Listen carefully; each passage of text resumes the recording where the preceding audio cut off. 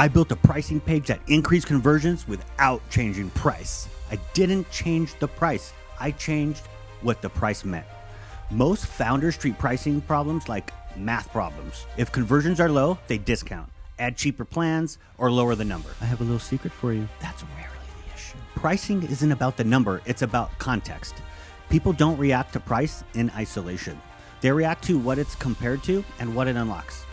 The original pricing page explained features, limits, and line items.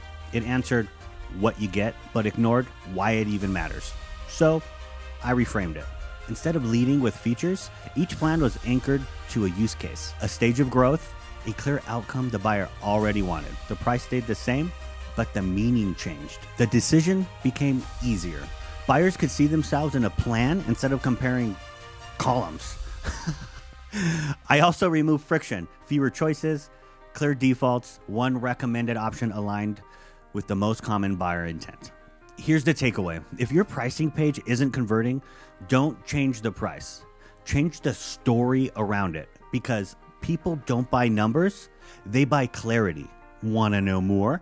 Follow for more pricing psychology from this guy, CRO Teardowns, and conversion insights that compound. See you later.